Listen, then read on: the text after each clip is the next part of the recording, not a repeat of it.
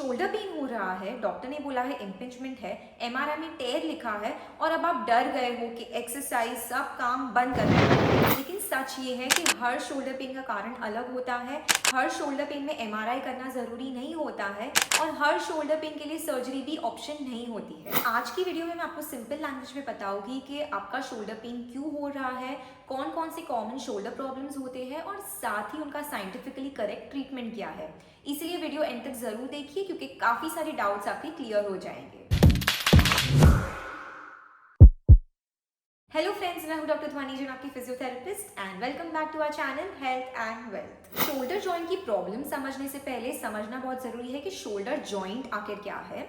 Shoulder एक complex है जो 4 जॉइंट से बनता है। नंबर 1 है ग्लिनोह्यूमेरल जॉइंट, जो एक बॉल एंड सॉकेट जॉइंट है जहां पर आपका आर्म और आपका शोल्डर ब्लेड मिलता है एंड सबसे ज्यादा मूवमेंट इसी जॉइंट में पॉसिबल है। सेकंड है एसी जॉइंट, जो आपके कॉलर बोन और शोल्डर ब्लेड के बीच में होता है। थर्ड है एससी जॉइंट, जो आपके कॉलर बोन और आपके स्टर्नम बोन यानी कि ब्रेस्ट बोन के बीच में होता है। एंड लास्ट है स्कैपुलोथोरैसिक जॉइंट, जो आपके शोल्डर ब्लेड को आपके थोरैक्स यानी कि रिब्स से जोड़ता है। अब हमारे पूरे शोल्डर एरिया में बहुत सारे मसल्स होते हैं, लेकिन 4 इंपॉर्टेंट मसल्स हमारे जॉइंट को कंट्रोल करते हैं, स्टेबिलिटी देते हैं और उन्हें हम बोलते हैं रोटेटर कफ मसल। हम इसकी डिटेल में नहीं जाएंगे, बट ये समझना जरूरी है कि ये मसल से हमारे जॉइंट मोबिलिटी में काम नहीं आते हैं, बल्कि जॉइंट को स्टेबल रखने में, उसे कंट्रोल रखने में भी काम आते हैं। अब हम शोल्डर जॉइंट की कंडीशंस की तरफ बढ़ते हैं।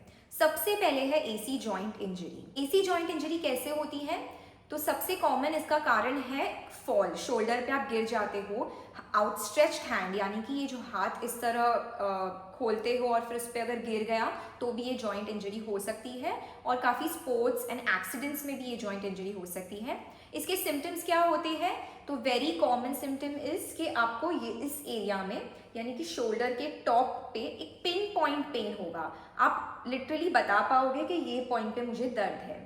नंबर 2, क्रॉस बॉडी मूवमेंट, यानी कि कोई भी बॉडी के टूवर्ड्स अगर आप मूवमेंट कर रहे हैं, फॉर एग्जाम्पल मैं कुछ यहाँ से लेने जा रही हूँ या कुछ रखने जा रही हूँ, तो आपको ये मूवमेंट में पेन हो सकता है। नेक्स्ट, आप अगर इस पेनफुल शोल्डर पे सो जाएंगे तो डेफिनेटली आपको बहुत ज़्यादा पेन होगा एंड कभी कभी इस एरिया में एक विजिबल बम्प होता है, यानी यहाँ पे इस तरह का एक बम्प आ जाता है। अब इसका ट्रीटमेंट क्या होता है? तो अगर माइल्ड इंजरी है तो definitely physiotherapy and proper rehab से ये बिल्कुल ठीक हो जाता है। लेकिन अगर सिवियर इंजरी है और कुछ फ्रैक्चर इन्वॉल्व है या बहुत ज़्यादा सिवियर है तो फिर इसमें सर्जरी एक ऑप्शन हो सकती है। नेक्स्ट कंडीशन है फ्रोजन शोल्डर। ये बहुत ही कॉमन देखा गया है एंड यूजुअली फीमेल्स में ज़्यादा देखा गया है between the age of 40 to 65। Also जिन्हें डायबिटीज होता है उनको फ्रोजन शोल्डर की रिस्क ज्यादा रहती है। अब फ्रोजन शोल्डर के सिम्टम्स क्या होते हैं? तो सबसे पहले है ग्रेजुअल पेन।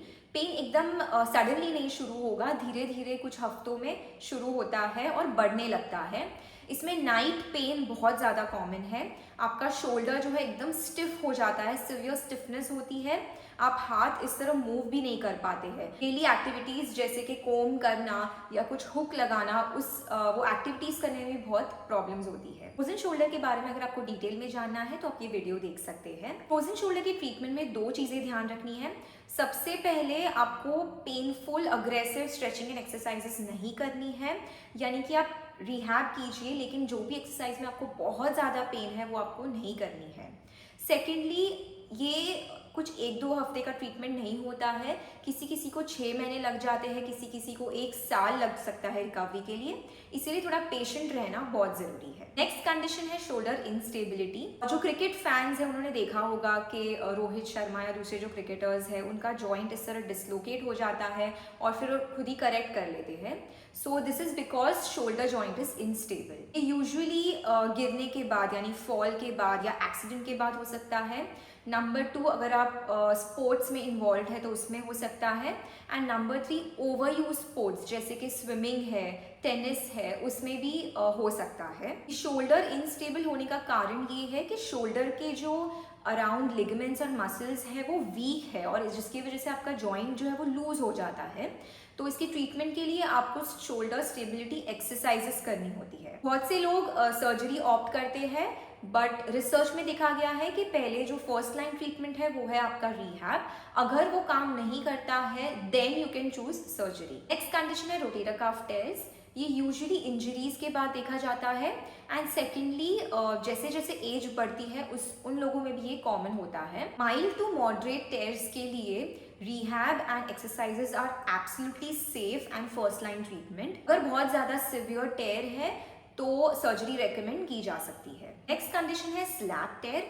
ये यूजुअली एमआरआई में बहुत जल्दी से समझ में आ जाता है। इसके सिम्टम्स होते हैं डीप शोल्डर पेन, आपको अंदर से एक अजीब सा पेन फील होता है, आपको ओवरहेड मूवमेंट्स करने में प्रॉब्लम हो सकती है, यानी कि हाथ ऊपर नहीं जाता है in all directions, clicking sounds आ सकती है। स्लैप टेयर के लिए यूजुअली पहले नॉन सर्जिकल ट्रीटमेंट शुरू किया जाता है, that is rehab and exercises, और अगर वो काम ना करे इन सिवियर केसेस तब सर्जरी सजेस्ट की जाती है। कभी कभी कुछ केसेस में शोल्डर पेन का कारण शोल्डर होता ही नहीं है। हो सकता है कि आपके नेक में एक नर्व इरिटेट हो रही है जिसकी वजह से शोल्डर पेन हो रहा है।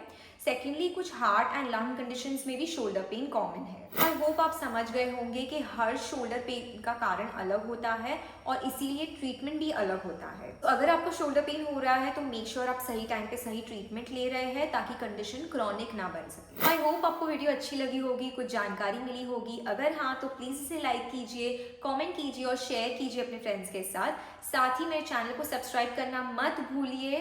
फ्यूचर में कोई भी टॉपिक्स पर वीडियो देखनी है तो प्लीज़ मुझे कमेंट्स में बताइए and I will make a video on that too. मिलते हैं अगले वीडियो में। Till then keep moving and stay fit.